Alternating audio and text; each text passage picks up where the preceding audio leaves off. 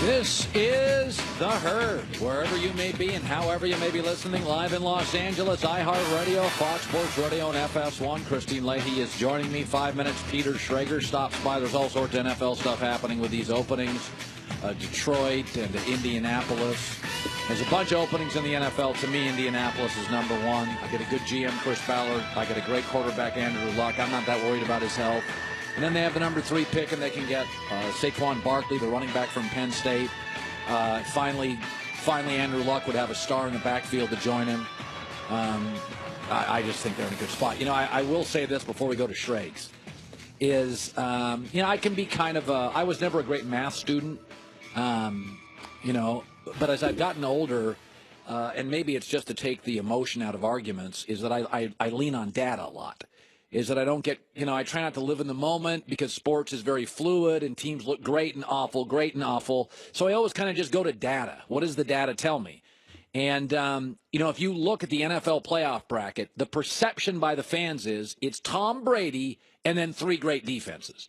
Philadelphia's defense is great. It is. Jacksonville's defense is great. It is. And Minnesota's defense is great. It really is. And that is the perception, because now we're getting very emotional about football. Now it's time of the year when it's like, oh, my God, we're getting close to the end. Christmas is almost here, and you want to open those presents. And so you start looking at the Patriots, and you're like, well, it's Tom Brady against great defenses. But we know this about football. Look at the data. Don't look at September. Don't look at the first week or two in October. Let's go week 5 until today. We're talking late October, November, December, January. Defense now. Red zone scoring defense. New England ranks in the NFL number 1.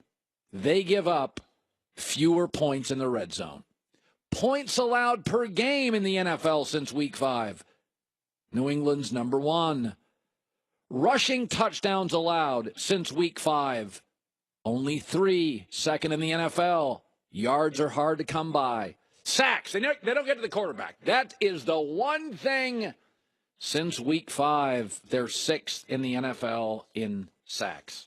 And let me just throw another one out there. Since week 5, they've played 6 home games. They've never allowed more than 17 points. So football has never been about the first 5 weeks. It's not about, the week after Labor Day weekend, September 9th, 10th, whatever it is, 15th, until mid-October. That's not the NFL. That's just not it. First of all, your young players don't even understand your defensive system. And New England's got, like every team in the league, they got 2 or 3 really good young players on defense. Football's mostly post-Thanksgiving. But if you go since week 5, red zone, points a game, can you get rushing yards when you need them? Sacks, New England's fine. New England's above average. In fact, in a couple of those categories, they're number 1. So their defense is good enough to win the Super Bowl, and they clearly have the best coach and the best quarterback left. And I've always said this about Belichick. He's a great teacher. And teachers, doesn't matter if they're in junior high, high school, college, professors, teachers solve deficiencies. The student's not the issue. The issue is always time. A good teacher, given time, will make, it doesn't matter if a kid's got, learning disabilities, dyslexic. If you give a good teacher time, they solve deficiencies.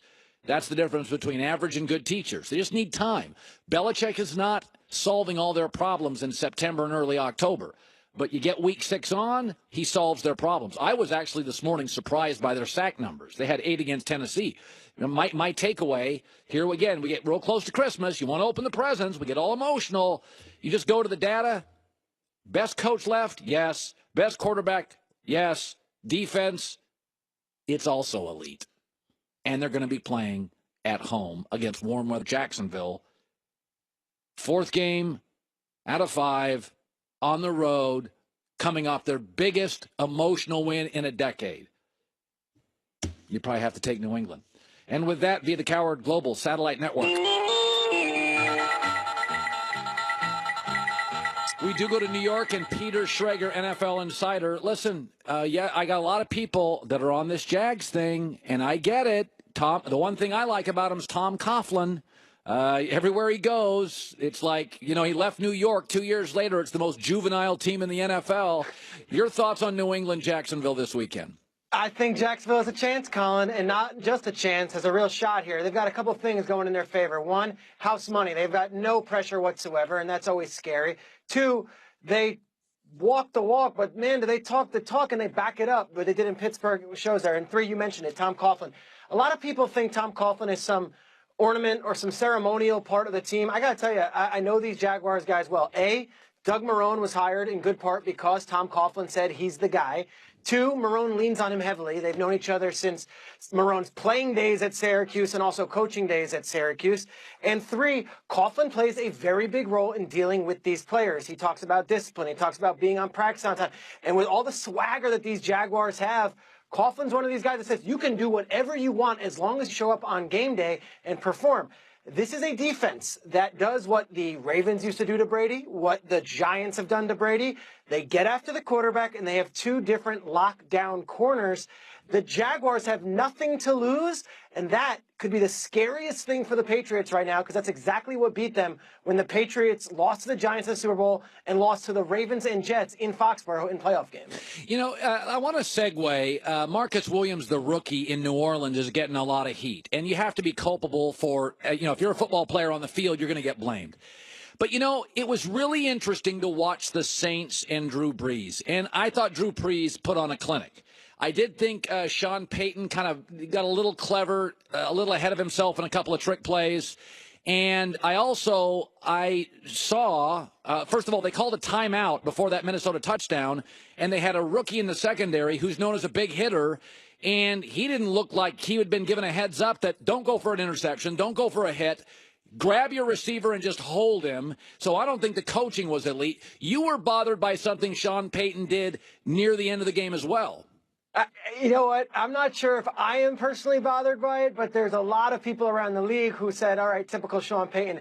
It's being reported, and Payton kind of confirmed it today, that before that final play, Sean Payton was on the sidelines doing the Skol chant to the Vikings fans. And I'm not saying it was taunting them, but this is the biggest play. I mean, if you want to talk about the football gods and karma, before the final play, Ben Lieber, who is the sideline reporter for the Vikings radio, claims he was doing this to the fans, 61 yards out. Now, Sean Payton also last week, when they beat the Panthers in a hard-fought game, a division rival, he's going to have to face Ron Rivera and those guys 2 more times next year, broke out a broom and with Fox cameras clearly filming and knowing it's going to go out there, had a broom out there and was sweeping the Panthers. He also went to Devontae Freeman earlier this year during a big game and did the choke signal. Yep. All of that is for me to say Sean Payton is a unique coach. And these guys embody that. That's what gives them the edge. I don't know if I'm against it, but I do know around the league it raises eyebrows. And the football gods, they are funny, Colin. And when you do that kind of stuff, there's not a lot of empathy out there when you lose a heartbreaking game like that. Yeah, listen, I've criticized Mike Tomlin for emotionally not being buttoned up. You got to be fair here. If this is true and you've got pictures, it's just not good enough. This is not what head coaches in the National Football League can do late in games. I thought the coaching failed the organization. We're crushing Marcus Williams, and he's culpable to some degree. But if you call a timeout before the biggest play of his life with a rookie corner, you got to teach him, dude, we're not interested in hits or the pick. Grab Diggs, grab a receiver, keep him in front of you. Now, I want to segue to this, and you're going to be all over this. We have got 7 different coaching openings. My belief is Indy is number 1. Josh McDaniels, Christine reported earlier, the Facebook connection. There's all sorts of Colt stuff and liking and Facebooking between McDaniels and the Colts. Of the 7 openings, what is viewed, because I think McDaniels the best candidate maybe was Shermer. What's viewed by coaches as the best opening? Okay, Colin, I know we like crazy takes and we like to be debating and it's the Indy job by a mile, and everyone I speak to agrees with that. Josh McDaniels is the number 1 candidate right now, and the Indianapolis job is the number 1 deal. Are they dragging their feet a little bit here? Yeah, I'm not so sure why that hasn't been buttoned up yet.